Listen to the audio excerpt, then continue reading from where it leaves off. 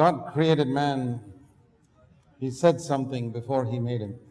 దేవుడు మనిషిని సృజించే మునుపు ఒక మాట చెప్పాడు. It says in Genesis 1 and verse 26.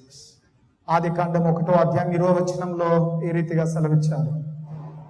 There were two things that he said concerning man. మనుషుని గురించి ఆయన రెండు విషయాలు చెప్పాడు. First of all, he said, "Let us make man in our image." మొదటిగా మన స్వరూపములో మనుషుని సృజించుదాము. And then he said, "Let them rule." ఆ పిదప వారు ఏలనివ్వుదాం. Those are the two things he said. ఆయన ఈ రెండు విషయాలు చెప్పాడు. If you want to know God's purpose for all human beings that ever existed on this earth, ఈ భూమి పైన నివసించిన మనుషులందరి విషయంలో ఓ సంగతి మీకు తెలుసా? here is God's purpose. ఆ దేవుని ఉద్దేశం ఏమిటో మీకు తెలియజేస్తాను. It was that you and I should reflect the image of God first of all. ప్రప్రథమముగా నీవు నేను దేవుని యొక్క స్వరూపమును మన జీవితాల ద్వారా ప్రతిబింబింప చేయాలి.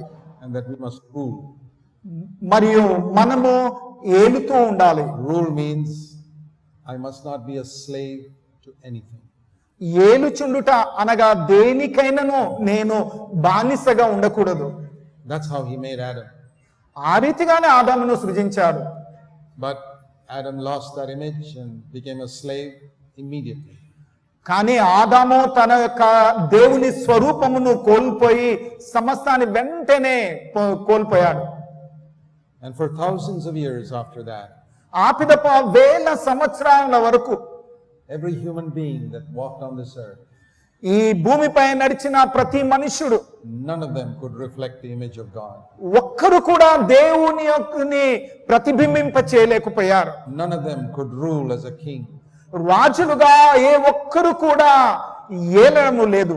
They could rule over people, వారు ప్రజలను పాలించగలుగుతున్నారు, but they could not rule their anger. కానీ వారి కోపమును అదుపులో They could పెట్టుకోలేకపోతున్నారు. not rule their sexual lust. వారి యొక్క కామాభిలాషలను వారు They could పాలించలేకపోతున్నారు. not rule their bitterness and their jealousy. లేదా వారి యొక్క ఆరంభమును వారి యొక్క విధానాన్ని వారు అధికారం They పొందలేకపోతున్నారు. could not rule over the earth like it says here. The earth ruled over them. వారు భూమిని ఏలుచుండాలని సెలవీయగా ఇప్పుడు భూమే వారిపైన పాలన చేస్తుంది. The things of the earth became more important for them. ఈ భూమి యొక్క విషయాలన్నీ కూడా వారికి ప్రాముఖ్యత వహించాయి. But that was not the way కానీ దేవుడు ఆ రీతిగా ఉండటకు that was not the సృజించలేదు. way God wanted man to live. మనుషులు ఆ రీతిగా ఉండవాలని దేవుడు కోరలేదు. So you see, in all the history of man, right from Adam onwards, we never got a glimpse of how did God actually want man to live. చూడండి, ఆ సృష్టి ఆరంభము మొదలుకొని ఇంతవరకును కూడా దేవుడు కోరే విధముగా మనుషుడు జీవించలేదు. ఎలా మనుషుడు జీవించాలని దేవుడు కోరుతూ ఉన్నారు. Finally, God sent his son exactly like other men.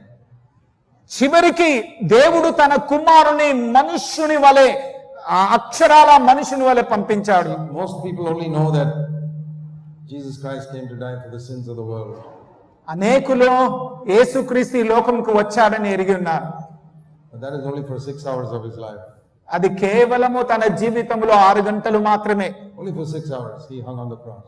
కేవలము శిలువ పైన 6 గంటలు మాత్రమే వేలాడబడ్డాడు. Why did he live 33 and a half years? మరి 33.5 సంవత్సరాలు ఎందుకు జీవించాడు? Finally, to show the human race how God wanted man to live.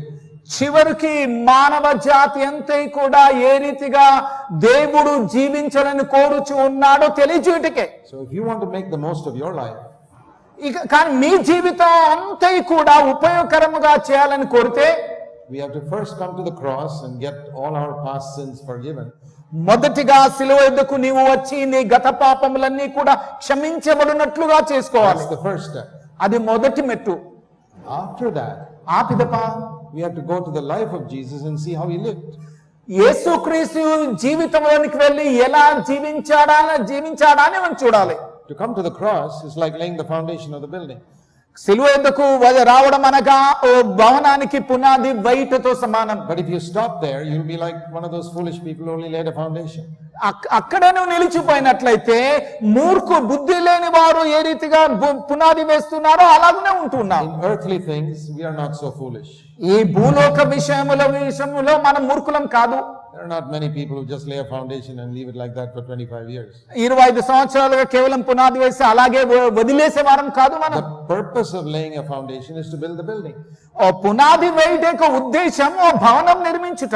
Think if this building had only a foundation, what would we be doing? We wouldn't be here. చూడండి, ఈ యొక్క భవనాన్ని చూడండి, ఇది కేవలం పునాది లాగానే అలాగే వదిలివేయబడితే మనమందరం ఉండేవారమా ఇక్కడ? But that's all that many Christians have done. అలాగే అనేక మంది క్రైస్తవులు చేశారు. They've come to the cross వారు సిలువ వద్దకు వస్తారు, and believe that Jesus died for their sins. వారి పాపంలో కొరకు యేసు చనిపోయాడని నమ్ముతారు. Laid a foundation. ఆ రీతిగా పునాది వేస్తారు. What about the building? ఈ భవన విషయం ఏమి? You can't build a building unless you look at the way Jesus lived on this earth. ఈ భూమి పైన యేసు ఎలా జీవించాడో చూడక నీవు భవనమును నిర్మించలేవు. Why did God give us His Holy Spirit? దేవుడు తన పరిశుద్ధాత్మను మనకు ఎందు నిమిత్తమై ఇచ్చాడు? If it is only for the forgiveness of sins, we don't need the Holy Spirit. కేవలము పాప క్షమాపణ కొరకైతే మనకు పరిశుద్ధాత్ముడు అవసరం లేదు. The blood that Jesus shed on the cross was more than enough to forgive all our sins. Calvary శిలువపై యేసుక్రీస్తు కార్చిన రక్తమే మన పాపములన్నీ కూడా క్షమించుటకు చాలు. Nowhere in the Bible does it say you got to receive the Spirit to get forgiveness of sins. పాపములకు క్షమాపణ పొందడానికి నువ్వు పరిశుద్ధాత్మను పొందవాలని బైబిల్లో ఎక్కడనూ రాయబడలేదు. If we confess our sins, He forgives us through the blood of Jesus Christ. మనము మన పాపం ఒప్పుకున్నట్లయితే ఆయన యేసుక్రీస్తు యొక్క రక్తం ద్వారా మన పాపం క్షమించి వేస్తూ ఉన్నాడు. The Bible says the blood of Jesus Christ cleanses us from all sin. Bible సెలవిచ్చినదేమనగా యేసుక్రీస్తు యొక్క రక్తము మన పాపములన్నిటిని కడిగి శుద్ధీకరిస్తుంది. It never says the Holy Spirit cleanses us from all sin. పరిశుద్ధాత్ముడు మన పాపమును కడిగి శుద్ధీకరించునని ఎన్నడూ కూడా ఆయన చెప్పలేదు. There was no need for God to give the Holy Spirit. ఆ రీతిగా పరిశుద్ధాత్ముడు ఇవ్వడానికి దేవునికి అవసరమే లేదు. But that was for something more. కానీ అది మరి ఇంకా ఎక్కువ ఉద్దేశం కొరకే ఉన్నది. That was to enable us to live the way God originally wanted Adam to live. ఆ దేవుడు ఆదామును ఏ రీతిగా జీవించాలని కోరాడో అలాగూ జీవించు నిమిత్తమే పరిశుద్ధాత్మ యొక్క అవసరమై ఉన్నది. What are those two things? ఆ రెండు విషయాలు ఏమిటి? To bring into our lives the image of God. దేవుని యొక్క స్వరూపము మన జీవితంలోనికి తీసుకొని వచ్చుట. And to make us who are slaves to our lusts to become rulers over us. మన యొక్క కామాభిలాషకు బానిసలమైనటువంటి మనము ఈ లోకంలో పాలకులుగా చేయుట. That is more than the forgiveness of sin. అది క్షమాపణ పొందుట పాప క్షమాపణ కంటే కూడా అత్యధికమైనది. That is to live the way God wants man to live. మనుషుడు ఏ రీతిగా జీవించాలని దేవుడు కోరుతున్నాడో ఆ రీతిగా జీవించడం.